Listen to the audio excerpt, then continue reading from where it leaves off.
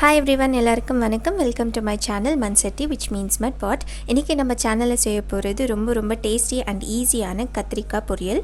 இதை வந்துட்டு நீங்கள் chapati, curd rice, sambar rice எது கூட சாப்பிட்டாலும் ரொம்ப டேஸ்டியாக இருக்கும் அண்ட் செய்கிறது கூட ரொம்ப ஈஸி. இது இப்போ எப்படி செய்கிறதுன்னு பார்க்கலாம்.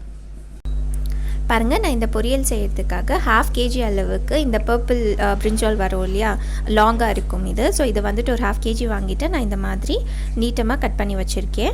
இப்படி கட் பண்ணிங்கன்னா சீக்கிரமாக வெந்துடும், அதால் தான் நான் இப்படி கட் பண்ணியிருக்கேன். இது இப்போ எப்படி செய்கிறதுன்னு பார்க்கலாம். பாருங்கள், இந்த பொரியல் செய்கிறதுக்காக நான் ஒரு நான்ஸ்டிக் பேன் வச்சுருக்கேன். அதில் வந்துட்டு நம்ம ஒரு 5 to 6 டீஸ்பூன் அளவுக்கு ஆயில் ஆட் பண்ணிக்கலாம். ஆட் பண்ணிவிட்டு ஆயில் வந்துட்டு நல்லா காய விட்டுருங்க. பாருங்கள், ஆயில் நல்லா காஞ்சிடுச்சு. இப்போ ஒரு 1/2 டீஸ்பூன் அளவுக்கு நான் மஸ்டர்ட் சீட்ஸ் ஆட் பண்ணிக்கிறேன். கடுகு வந்துட்டு எண்ணெயில் வெடிக்கட்டும், இல்லைனா கசப்பாக இருக்கும். பாருங்கள், கடுகு வந்துட்டு நல்லா வெடிச்சிட்டு இருக்குது. இந்த டைமில் 1 டீஸ்பூன் அளவுக்கு நம்ம உருதால் உளுத்தம் பருப்பு சேர்த்துக்கலாம். உளுத்த பருப்பு வந்துட்டு நல்லா கோல்டன் ஆகிற வரைக்கும் நம்ம ஃப்ரை பண்ணி எடுத்துக்கணும். பாருங்கள், உருதால் வந்துட்டு நல்லா கோல்டன் ஆயிடுச்சு. இப்போ நம்ம இது கூட கார்லிக் ஆட் பண்ணிக்கலாம். நான் ஒரு 5 cloves ஆஃப் கார்லிக் நல்லா ஃபைனாக கட் பண்ணி வச்சுருக்கேன். அது கூடவே கொஞ்சமாக கருவேப்பிலை, ரெண்டும் சேர்த்து ஒரு 30 செகண்ட்ஸ் ஆயிலில் நம்ம நல்லா ஃப்ரை பண்ணிக்கணும். கார்லிக் வந்துட்டு லைட்டாக கோல்டன் ஆகணும். உங்களுக்கு கார்லிக் ஆயிலில் நல்லா கோல்டன் ஆகிடுச்சுன்னா பொரியலோட டேஸ்ட் வந்துட்டு சூப்பராக இருக்கும்.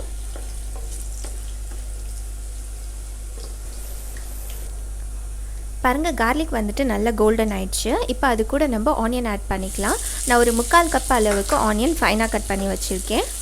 இந்த ஆனியன் வந்துட்டு ஆயிலில் 1 minute நல்லா ஃப்ரை பண்ணி எடுத்துக்கணும். இது ஃப்ரை ஆகிறதுக்குள்ளே நீங்கள் சேனல் ஃபர்ஸ்ட் டைம் பார்க்குற மாதிரி இருந்தால் மறக்காமல் சேனல் சப்ஸ்கிரைப் பண்ணுங்கள். அப்படியே பக்கத்தில் இருக்க பெல் ஐக்கன் கூட ப்ரெஸ் பண்ணுங்கள். அப்போ தான் நாங்கள் வீடியோ போஸ்ட் பண்ண உடனே உங்களுக்கு நோட்டிஃபிகேஷன் வரும். பாருங்கள், ஆனியன் வந்துட்டு நல்லா ஆயிலில் ஃப்ரை ஆயிடுச்சு. இப்போ அது கூட ஒரு 1/4 டீஸ்பூன் அளவுக்கு டர்மரிக் பவுடர் ஆட் பண்ணிக்கலாம். ஒரு 1/2 டீஸ்பூன் அளவுக்கு சாம்பார் பவுடர், இது வீட்டில் செஞ்சது. 1/2 டீஸ்பூன் ஜீரா பவுடர், ஒரு 1/2 டீஸ்பூன் அளவுக்கு சில்லி பவுடர். இந்த ரெசிபிக்கு தேவையான அளவுக்கு உப்பு இதிலே ஆட் பண்ணிடலாம். எல்லாத்தையும் ஆட் பண்ணிவிட்டு இது ஒரு 1 minute நம்ம ஆயிலில் நல்லா ஃப்ரை பண்ணிக்கணும். அப்போ தான் நம்ம போட்டோம் இல்லையா, அந்த பவுடரோட பச்சை வாசனை வந்துட்டு இருக்காது. பாருங்கள், மசாலாலாம் போட்டு நல்லா ஃப்ரை பண்ணியாச்சு. கலர் கூட சேஞ்ச் ஆகிருக்கு. இப்போ நம்ம கட் பண்ணி வச்சோம் இல்லையா பிரிஞ்சால், அது வந்துட்டு இதில் சேர்த்துடலாம். பிரிஞ்சால் ஆட் பண்ணிவிட்டு இது எல்லாத்தையும் சேர்த்து நல்லா நம்ம மிக்ஸ் பண்ணிக்கணும். மிக்ஸ் பண்ணிவிட்டு ஒரு 6 to 7 minutes நம்ம நல்லா வேக வச்சு எடுத்துக்கணும்.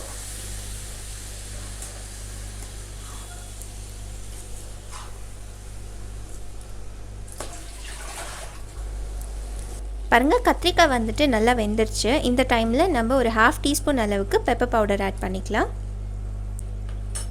அது மேலேயே நான் ஒரு 1/2 லைம் ஜூஸ் ஆட் பண்ணுறேன். கொஞ்சமாக அது மேலே கட் பண்ணி வச்சு கொரியாண்டர் லீவ்ஸும் ஆட் பண்ணிக்கலாம். இப்போ இது எல்லாத்தையும் சேர்த்து ஒரு வாட்டி மிக்ஸ் பண்ணிட்டோன்னா இந்த பொரியல் வந்துட்டு ரெடி ஆகிடும். பாருங்கள், ரொம்ப ஈஸியான கத்திரிக்காய் பொரியல் வந்துட்டு ரெடி ஆயிடுச்சு. கண்டிப்பாக வீட்டில் ட்ரை பண்ணி பாருங்கள். டேஸ்ட் ரொம்ப நல்லா இருக்கும். ட்ரை பண்ணி பார்த்துட்டு லைக் அண்ட் ஷேர் பண்ணுங்கள். வேற ஒரு ரெசிபியோட பார்க்கலாம். until then take care.